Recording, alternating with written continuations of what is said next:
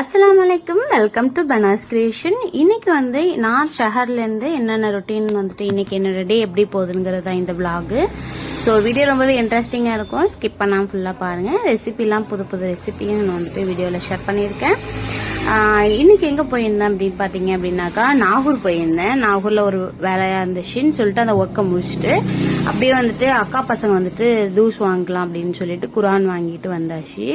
So Nagore பார்த்தீங்க அப்படின்னாக்கா நோம் டைமில் ரொம்பவே கூட்டமே இருக்காது, அப்படியே டல்லாக இருக்கும். ஸோ அன்னைக்கும் அப்படி தான் இருந்துச்சு அந்த டே. ஸோ அதுக்கப்புறம் பார்த்தீங்க அப்படின்னாக்கா அங்கே கொஞ்சம் ஒர்க்லாம் இருந்துச்சு. ஸோ அதெல்லாம் முடிச்சாச்சு. மக்கான தாவணி, அதுக்கப்புறம் ஜூஸ் இது வாங்கலான்னு சொல்லிட்டு பார்த்தா ரேட் அதிகமாக இருந்துச்சு. சரி ஏடிஎம் போயிட்டு கேஷ் எடுத்துட்டு வீட்டுக்கு கொஞ்சம் திங்ஸும் வாங்க வேண்டியது இருந்துச்சு. ஸோ அதெல்லாம் முடிச்சுட்டு கிளம்பியாச்சு. ஏன்னா நோம் டைமில் அதிகமாக யாரும் வெயிலும் சத்து பார்த்தீங்க அப்படின்னாக்கா ரொம்பவா இருக்கிறதுனால வெயில் டைமில் வெயிலில் வரவே பயமாக இருக்குது. ஸோ அதுக்கப்புறம் பார்த்தீங்க அப்படின்னாக்கா ஆட்டோவில் தான் போனோம். அதுக்கப்புறம் கொஞ்சம் ஓகே பரவாயில்ல அப்படின்ட்டு அப்புறம் கொஞ்சம் ஷஹருக்கு இன்னைக்கு சிக்கன் தான் ரெடி பண்ண போகிறோம். அதுக்கு கொஞ்சம் காய்கறி மட்டும் அப்பப்போ வாங்க வேண்டியதாக இருக்குது. ஏன்னா வெயில் டைமாக இருக்கிறதுனால அப்பப்போ வாங்க வேண்டியதாக இருக்குது.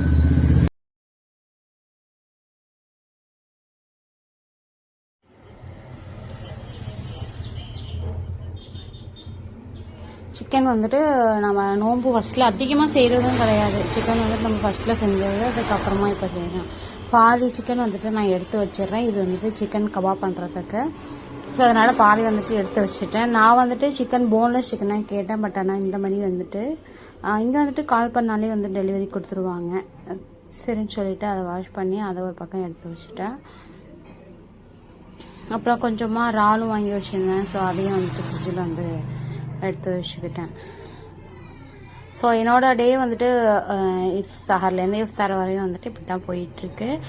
அதுக்கப்புறம் இது எப்படியும் கோழியானம் ஆக்சுவல் எப்போதும் போல தான். ரைஸ் இது நைட்டில் தான் நாங்கள் குக் பண்ணிக்கிறது. ஸோ சஹர் டைம்லலாம் இப்போல்லாம் சமைக்கிறதெல்லாம் இல்லை. நைட்டு ஒரு 10 o'clock மேலே தான் சமைச்சு வச்சிடுறது. ஸோ எங்களுக்கு ரைஸ் வடிக்கிறது தான் பிடிச்சிருக்கு. ஸோ அது நல்லா இருக்குது அப்படின்னு சொல்லிட்டு கொஞ்சமாக அதை மட்டும் வச்சிடுறது. இது எப்போதும் போல தான் கோழியானம் வச்சு அது ரெடி பண்ணியாச்சு. அதுக்கப்புறம் பார்த்தீங்க அப்படின்னாக்கா இது ஒரு பக்கம் ரெடி பண்ணியாச்சு. அதுக்கப்புறம் கொஞ்சமாக சிக்கனை பொரிச்சு எடுத்துக்கிட்டேன். வீடியோஸ்லாம் எடுத்தாச்சு. ஸோ அதை எடிட் பண்ணி வாய்ஸ் கொடுக்கறதுக்கு தான் இவ்வளோ டிலே ஆகிட்டு போயிட்டே இருந்துச்சு. அதுக்கப்புறம் கரெக்டாக ஒரு 3:30 இப்போலாம் இருக்கிறதுக்கு 4:30 வரையும் டைம் இருக்கிறதுனால லேட்டாகவே எழுந்திரிச்சு சாப்பிட்டுக்கிறது. நோன்பு நாள் போக போக கொஞ்சம் கொஞ்சம் அப்படியே டல்லாகிட்டே இருக்கு. ஸோ அதுக்கப்புறம் சாப்பிட்டாச்சு. சாப்பிட்டுட்டு இருக்கோல அதுக்கப்புறம் எனக்கு சஹர் டைமில் கண்டிப்பாக எனக்கு டீ நான் குடிச்சே ஆகணும். எனக்கு டீ இல்லைன்னா அன்றைக்கி இது ஒரு மாதிரியாகவே இருக்கும். ஸோ அதனால் கண்டிப்பாக டீ குடிச்சிட்டு அதுக்கப்புறம் தொழுதுட்டு ரெஸ்ட் நீங்கள் என்னோட இன்ஸ்டாவில் ஃபாலோ பண்ணலை அப்படின்னாக்கா பனாஸ் கிரியேஷன் 22 என்னோட இன்ஸ்டாவில் ஃபாலோ பண்ணிக்கோங்க. அதுலேயும் நான் போஸ்ட் பண்ணுவேன். ஸோ அதுலேயும் நான் ஆக்டிவாக இருப்பேன். அதுக்கப்புறம் பார்த்தீங்க அப்படின்னாக்கா மதியான டைமில் என்ன இருக்கிற வேலையெல்லாம் கொஞ்சம் கொஞ்சம் பார்க்க வேண்டியதுதான். ஸோ அதுக்கப்புறம் கொஞ்சம் துணி இருந்துச்சு, அதெல்லாம் வாஷ் பண்ணிவிட்டு கொஞ்சம் வெளியில் போகிற வேலையும் இருந்துச்சு. ஸோ இதெல்லாம் முடிச்சுட்டு தான் போகணும் அப்படின்னு சொல்லிட்டு துணியெல்லாம் துவைச்சி எடுத்தாச்சு. இப்படியே தான் போயிட்டுருக்கும். மதியான டைமில் சாப்பிடாதெல்லாம் இல்லை. அதுக்கப்புறம் ஹஃபே கூடவே டைம் ஸ்பெண்ட் பண்ண கரெக்டாக இருக்கும். ஸோ அவ்வளோ விஷயம் கொஞ்ச நேரம் விளையாண்டுட்டு இருந்தோம். இந்த பிள்ளைய பாட்டிலில் பால் குடிக்க சொன்னால் பாட்டிலில் பால் குடிக்கிறது இல்லை, அது கடிச்சு விளையாண்டுட்டு இருக்கா. ஸோ அது கூட கொஞ்ச நேரம் விளையாண்டுட்டு இருந்தோம். ஸோ இது 3வது முட்டை ஹாப்பிக்கு. ஸோ முட்டையும் போட்டாச்சு. போட்டு அதை அந்த வச்சு அவங்க விளையாண்டுட்டு இருக்காங்க. இதுக்கப்புறம் லொஹர் தொழு ஆரம்பிச்சாச்சு. லொஹர் தொழுதுட்டு கொஞ்ச நேரம் உட்காந்து குர்ஆன் ஓதிட்டு இருக்கேன். ஸோ இந்த நோம் டைமில் நிறையா தொழுகிறதுக்கு ஓதுறதுக்கே நிறையா ஸ்பெண்ட் பண்ணோம். ஸோ அது கொஞ்சம் டைம் கரெக்டாக இருக்கும். அதனாலே கொஞ்சம் கொஞ்சம் டிலே ஆகிட்டே இருக்கும். நம்ம ஓதிக்கிட்டு இருக்கிறதுக்கு தொழுகிறதுக்கு அப்புறம் தராவியா போகிறதுக்கும் அப்புறம் பிள்ளைய பார்த்துக்கிறதுக்கும் கரெக்டாக இருக்கும் டைமு.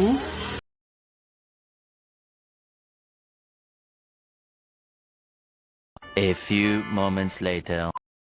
அப்புறம் பார்த்தீங்கன்னாக்கா கொஞ்சம் சோறு வந்துட்டு கொஞ்சம் மிச்சம் இருந்துச்சு.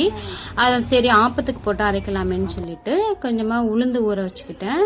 அதுக்கப்புறம் தேங்காய், பச்சரிசி இதெல்லாம் வச்சு ஆப்பத்துக்கு நான் ஊற வச்சு ஃப்ரிட்ஜில் வச்சுட்டேன். நைட்டு பச்சரிக்கி வச்சுக்கலாம் அப்படின்னு சொல்லிட்டு. ஸோ அந்த வழி போயிட்டுருக்கு. பேக் சைடு என்னோட வாய்ஸ்க்கு அப்புறம் பேக்ரவுண்டில் வந்துட்டு ஒரே பஸ் சவுண்ட் கேட்குது. ஸோ மெயினில் நாங்கள் இருக்கிறதுனால அந்த பஸ் சவுண்டு, கார் சவுண்டு போயிட்டே இருக்கு. ஸோ இந்த மாதிரி பிரச்சனை தான் நிறையா இருக்குது வாய்ஸ் கொடுக்கக்குள்ள. ஸோ அது ஒரு பக்கம் இருக்கட்டும். ஸோ அதை ஒரு பக்கம் அரைச்சி ஃப்ரிட்ஜில் வச்சாச்சு. அதுக்கப்புறம் பார்த்தீங்க அப்படின்னாக்கா டைம் 3 o'clock ஆகிட்டு நான் கொஞ்சம் இஃப்தாருக்கு நிறையா ரெசிபி பண்ணணுன்னாக்கா கொஞ்சம் சீக்கிரமாகவே கிச்சன் வந்துடுவேன். ஸோ இந்த மாதிரி ஊற வைக்கிறதெல்லாம் வந்துட்டு நான் முன்னாடியே பண்ணி வச்சுருவேன். கடலப்பருப்பு வடை சொல்லலாம் அப்படின்னு சொல்லிட்டு கடலப்பருப்பு தான் நான் ஊற வச்சுருந்தேன். இந்த மாதிரி அரைக்கிறது மெயினான இந்த மாதிரி ஸோ மெயினான வேலைலாம் பண்ணிவிடுவேன். இப்போ கொஞ்சமாக கடப்பாசி இருந்துச்சு. ஸோ இன்னைக்கு கடப்பாசி காய்ச்சல் அப்படின்னு சொல்லிட்டு அதையும் நான் வந்துட்டு எடுத்து கடப்பாசி நான் காய்ச்சி ரெடி பண்ணிடுறேன். போன டைம் ரெசிபியில் வந்துட்டு நான் இந்த ரெசிபி போடலை. ஸோ கொஞ்சமாக வந்துட்டு ஒரு எண்ணத்தில் போட்டுக்கிறேன். அதில் கொஞ்சமாக தண்ணி விட்டுக்கிறேன். ஸோ நம்மளுக்கு எந்த குவான்டிட்டி எடுத்துருக்கோமோ அந்த அளவுக்கு எடுத்துக்கலாம். ஸோ இது ரொம்பவே ஈஸி தான். ஸோ இந்த மாதிரி தெரியாமல் இப்போ தான் கற்றுக்குறீங்க அப்படின்னாக்கா ஸோ அவங்களுக்காக நான் இந்த இது சொல்லிக்கிறேன். கொஞ்சம் இது நல்லா கரையட்டும். கரைஞ்சதுக்கு அப்புறமா நல்லா கொதிச்சு இப்போ நல்லா கரைஞ்சிட்டு பாருங்க. இதில் வந்துட்டு நம்ம தேவையான அளவு சுகர் சேர்த்துக்கலாம். ஸோ இது ரொம்ப ரொம்ப சிம்பிள் தான், அவ்வளோதான் இதோட இது. நல்லா அந்த சுகர் நல்லா கரைஞ்சதுக்கு அப்புறமா அடுப்பை ஆஃப் பண்ணிவிடுங்க. ஆஃப் பண்ணிட்டு நமக்கு எந்த கலரில் தேவையோ ஸோ அந்த கலரில் வந்து நம்ம ஃபுட் கலர் வச்சு ஊற வச்சிடலாம். ஸோ சுகர் நல்லா கரையட்டும். நான் இப்போ நல்லா மிக்ஸ் பண்ணிட்டேன்னா ஸோ சுகர் நல்லா கரைஞ்சதுக்கப்புறம் இப்போ நான் 2 பவுல் எடுத்திருக்கேன். இப்போ நான் 2 கலர் பண்ண போகிறேன். ஸோ அதனால வந்துட்டு ரெண்டுமே வந்துட்டு ஈக்குவலாக 2 கலர் ஊற்றி எடுத்துக்கிறேன்.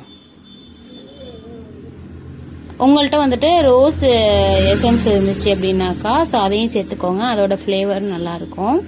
ஸோ நான் வந்துட்டு இதை பாட்டிலோட சாய்க்காமல் ஒரு ஸ்பூனில் ஊற்றி வந்துட்டு பண்ணிக்கிறேன். ஏன்னா ஒரு டைம் வந்துட்டு பாட்டிலோட சாய்க்கிறேன்னு எல்லாமே ஊற்றிடுச்சு. ஸோ அதே தப்பை நம்ம இன்னைக்கு பண்ணிடக்கூடாதுங்கிறதுக்காக நான் இந்த மாதிரி பண்ணிக்கிறேன். ஸோ அதுக்கப்புறம் பார்த்தீங்கன்னா இன்னொன்று வந்துட்டு என்கிட்ட ஆரஞ்சு கலரில் ஒரு பவுடர் இருந்துச்சு. So food colour powder. So நான் அதை வந்து போட்டுக்கிறேன் இன்னொரு இதுக்கு. ஸோ ரெட்டு வித் ஆரஞ்சு பார்க்கறதுக்கே நல்லாயிருக்கும் அப்படின்னு சொல்லிட்டு நான் அந்த ஃப்ளேவர் தான் எடுத்திருக்கேன்.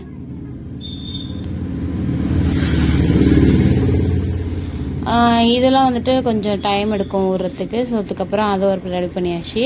அப்புறம் எங்கள் அக்கா பசங்க வந்துட்டு இந்த குட்டி குட்டி கப்பு வந்து வச்சுருந்தானுங்க. அதுலேயே வேணுங்கிறதுனால கொஞ்சமாக நான் அதில் எடுத்து ஊற்றி வச்சுக்கிட்டேன். ஸோ அதுக்கப்புறம் பார்த்தீங்க அப்படின்னாக்கா இன்னைக்கு வந்து சிக்கன் கபாப், சிக்கன் வந்துட்டு கட்லெட் செய்ய போகிறேன். அதுக்கு வந்துட்டு நான் வந்து போன்லெஸ் சிக்கனாக எடுத்துக்கோங்க. ஸோ நான் அந்த மாதிரி கேட்டிருந்தேன். அவங்க என்னன்னாக்கா இந்த மாதிரி நார்மலாக நம்ம ஆணை கச்சறதுக்கு கொடுக்குற மாதிரி வந்து கொடுத்துட்டாங்க. சரி ஓகே அப்படின்னு சொல்லிட்டு இந்த கொஞ்சம் முள் இல்லாத பீஸாக எடுத்துக்கிட்டேன். போன்லெஸ் சிக்கனாக எடுத்துக்கிட்டேன். அது கொஞ்சம் ஐஸ் விடட்டும். இப்போ இந்த பருப்பு நல்லா ஊறிட்டு கடலப்பருப்பு இதை வந்துட்டு நான் அரைச்சி இதை நம்ம கொஞ்சம் பரட்டி வச்சுட்டோம் அப்படின்னாக்கா ஒரு 5:30 5 o'clock கிட்ட நம்ம ரெடி பண்ணிடலாம். ஸோ இது வந்துட்டு நான் வந்து இப்போ அரைச்சி எடுத்ததுக்கு அப்புறமா லைட்டாக கொஞ்சோண்டு வெங்காயம் போட்டு அதை ஒரு ஓட்டு எடுத்துருங்க. ஸோ நம்ம வந்துட்டு வெங்காயம் வந்து இப்போ நான் அரைச்சி எடுத்துக்கிட்டேன். அது கூட கொஞ்சோண்டு வெங்காயம் போட்டு அதையும் ஒரு ஓட்டி எடுத்து வச்சுக்கிட்டேன்.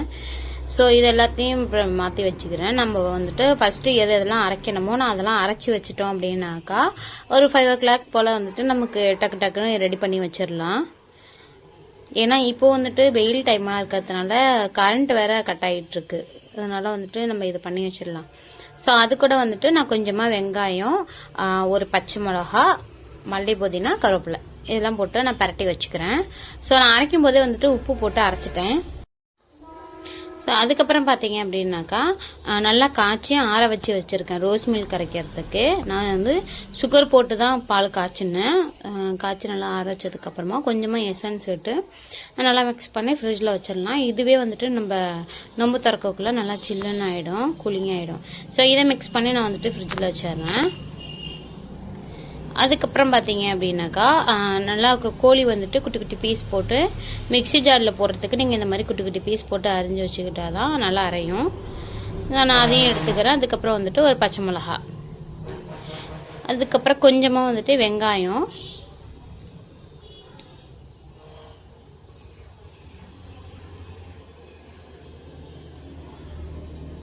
இது கூட வந்துட்டு ஸ்பைசி ஐட்டம் அந்த மாதிரிலாம் சேர்த்துருங்க. கொஞ்சமாக உப்பு போட்டுக்கிறேன். அதுக்கப்புறம் வந்துட்டு கரம் மசாலா, மஞ்சத்தூள் கிடையாது, சாரி, மிளகாத்தூள். ஸோ இதெல்லாம் நல்லா போட்டு இந்த மாதிரி அரைச்சி, இதில் தண்ணிலாம் ஊற்றி அரைச்சிடாதீங்க. ஸோ வந்துட்டு உங்களுக்கு கோழிலேயே தண்ணி விடும். அது இல்லாமல் வெங்காயமும் சேர்த்துருக்கோம். ஸோ இது வந்து கரெக்டான ஒரு இதில் இருக்கும் ஸ்டேஜோ. ஸோ இதுக்கப்புறம் வந்துட்டு இது நல்லா எடுத்துருங்க. இந்த மாதிரி தான் இருக்கணும் சிக்கன் கபாப் பண்ணுறதுக்கு. ஸோ இதுதான் வந்துட்டு உங்களுக்கு கரெக்டாக இருக்கும். இது எல்லாத்தையும் நல்லா அரைச்சி எடுத்துகிட்டு ஒரு பவுலில் நான் மாற்றி வச்சிடுறேன். அடுத்து பார்த்தீங்கன்னாக்கா இன்றைக்கி வந்துட்டு ஒரு டெசர்ட் பண்ண போகிறேன். கஸ்டர்ட் பவுடர் டெசர்ட் பண்ண போகிறேன். ஸோ அதுக்கு வந்துட்டு நான் வந்து ஒரு டம்ளர் அளவுக்கு பால் எடுத்து இந்த மாதிரி நல்லா கொதிக்கட்டும். ஸோ கட்டி இல்லாமல் நல்லா இந்த மாதிரி நல்லா கொதிச்சதுக்கப்புறமா இதில் வந்துட்டு சீனி போட்டுக்கேன். சீனி நான் சுகர் சேர்த்துக்கிறேன்.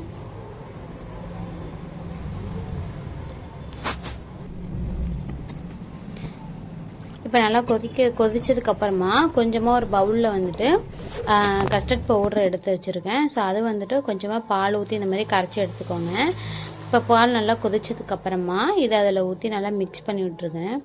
கட்டி இல்லாமல் நல்லா கரைச்சி விட்ருங்க. அப்போ தான் டெசர்ட் பண்ணும்போது நல்லாயிருக்கும் டெசர்ட்க்கு. ஸோ இது வந்துட்டு கண்டிப்பாக அந்த ஒரு டைமாச்சும் வீட்டில் ட்ரை பண்ணி பாருங்கள். டேஸ்ட் பார்த்தீங்க அப்படின்னாக்கா சூப்பராக இருக்கும். இப்போ இதை நல்லா கூல் பண்ணிவிட்டு நல்லா ஆற வச்சு நம்ம வந்து ஃப்ரிட்ஜில் வச்சிடணும். அப்போ தான் நல்லா சில்லுன்னு சாப்பிடும்போது ரொம்பவே டேஸ்ட்டாக இருக்கும். கண்டிப்பாக ஒரு டைமாச்சும் வீட்டில் ட்ரை பண்ணி பாருங்கள்.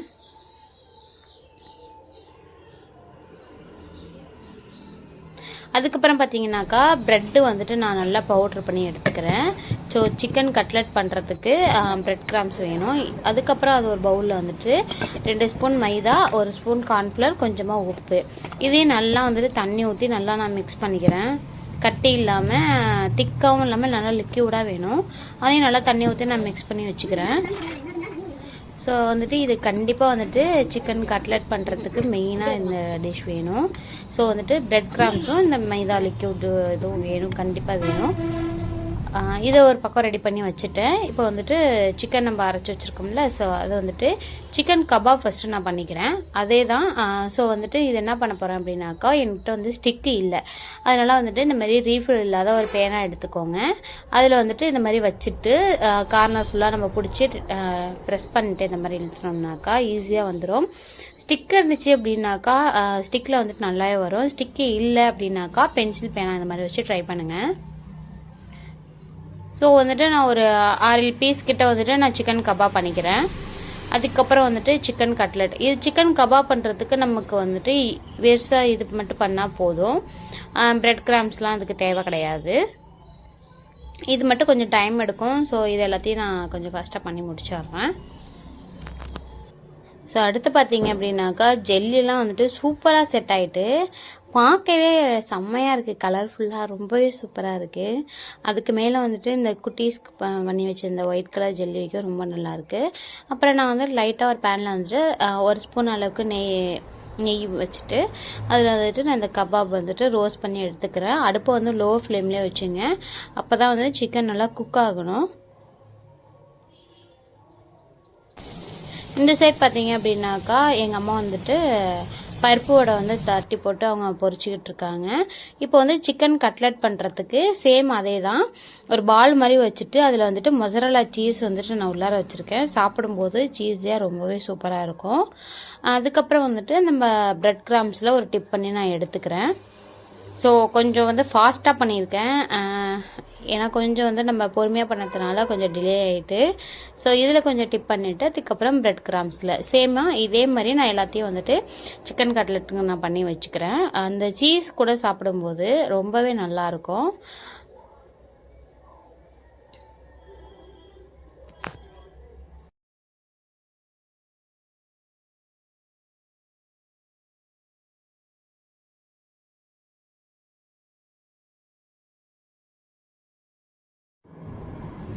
எல்லாத்தையும் நான் பண்ணி வச்சுட்டேன். இதையுமே நம்ம பருப்பு வடை சுட்டோம்ல அந்த எண்ணெயில் போட்டு தான் நல்லா பொரித்து சிம்ம லோ ஃப்ளேமில் வச்சு பொரித்து எடுத்துருங்க. ஸோ அதை வந்துட்டு நான் அவசரத்தில் அதை நான் காட்டல. பார்த்தீங்க அப்படின்னாக்கா சிக்கன் கட்லெட் இப்படி தான் இருக்குது. ஸோ ரொம்பவே கிறிஸ்பியாக ரொம்ப அப்படியே சீஸியாக ரொம்ப சூப்பராக இருந்துச்சு. அது சாப்பிடக்குள்ள கண்டிப்பாக இது வந்து ட்ரை பண்ணி பாருங்கள் உங்கள் வீட்டில். ஸோ இன்சைட் வந்துட்டு எங்கள் அம்மா பருப்பு வடை சுட்டு எடுத்துட்டா. அதையுமே வந்துட்டு சிக்கன் கட்லெட்டுமே எங்கள் அம்மா வந்துட்டு ரெடி பண்ணிட்டாங்க. அதுக்கப்புறம் நம்ம ஒன்று ஒன்றா வந்துட்டு பிளேட்டிங்க்கு மாற்றிக்கிட்டு இருக்கேன். இஃப்தார் டைம் கரெக்டாக நெருங்கிட்டு இருக்கு. நம்ம எவ்வளோதான் குயிக்காக வேலை பார்த்தாலுமே அந்த கொஞ்சம் நேரம் வந்துட்டு கொஞ்சம் டிலே ஆகதான் செய்யுது.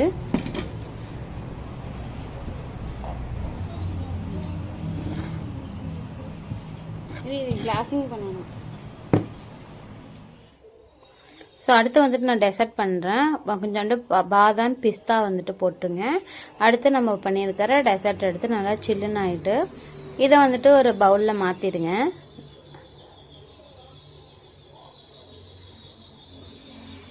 அது மேலே வந்துட்டு நான் வந்து பாதாம் கொஞ்சோண்டு பிஸ்தா போட்டிருக்கேன். இது சாப்பிடக்குள்ள நல்லா டெம்டிங்காக இருக்கும். ஸோ பார்க்கக்குள்ளே செம்ம டெம்ட் ஆகுதுல்ல.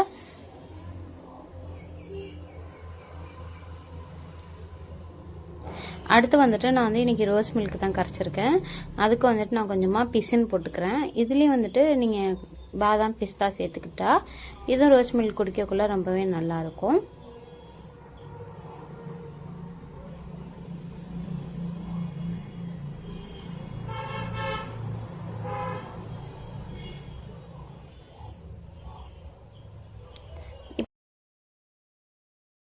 ஸோ இப்போ வந்துட்டு எடுத்து வச்சிடலாம். இஃப்தாருக்கு கரெக்டாக டைம் நெருங்கிடுச்சு. நோன்பு திறக்க ஸ்டார்ட் பண்ணிடலாம். ஸோ எல்லாத்தையுமே நான் எடுத்து வச்சுக்கிட்டு இருந்தோம். டெசர்ட்டும் கபாப் வந்துட்டு ரெடி ஆகிட்டு அது கூட வந்துட்டு நான் வந்து ஆனியன் வச்சுருக்கேன். ஸோ உங்கள் வீட்டில் வந்துட்டு ஒரு டைம் ஆச்சும் அந்த டெசர்ட்டும் கபாப் வந்து ட்ரை பண்ணுங்கள். ஒரு மஸ்ட் ட்ரைனே சொல்லுவேன். ஸோ இப்படி தான் என்னோட டே போணுச்சு அன்னைக்கு. ஸோ எனக்கு அன்னைக்கு டே இப்படி தான் போணுச்சு. இந்த வீடியோ பிடிச்சிருந்துச்சு அப்படின்னாக்கா மறக்காமல் சப்ஸ்கிரைப் பண்ணிக்கோங்க. உங்கள் ஃப்ரெண்ட்ஸ் அண்ட் ஃபேமிலிக்கு இந்த வீடியோ ஷேர் பண்ணுங்கள். நீங்களும் உங்கள் வீட்டில் இதெல்லாம் ட்ரை பண்ணிட்டு எப்படி இருந்துச்சு அப்படிங்கிறத என் கூட கமெண்ட்டில் சொல்லுங்கள். ஸோ அவங்களுக்கும் வந்துட்டு இது ஒரு யூஸ்ஃபுல்லாக இருக்கும். அவங்களும் இந்த மாதிரி ரெசிபிலாம் ட்ரை பண்ணுவாங்க. ஸோ மறக்காமல் என்னோட சேனலை சப்ஸ்கிரைப் பண்ணிவிட்டு பக்கத்தில் இருக்கிற பெல்லை கிளிக் பண்ணிக்கோங்க. அப்போ தான் நான் போகிற ரெசிபி விளாக் எல்லாமே உங்களுக்கு இன்ஸ்டண்ட்டாக நோட்டிஃபிகேஷனில் வரும். ஸோ என்னோட வீடியோ பார்த்ததுக்கு தேங்க்ஸ் ஃபார் வாட்சிங்.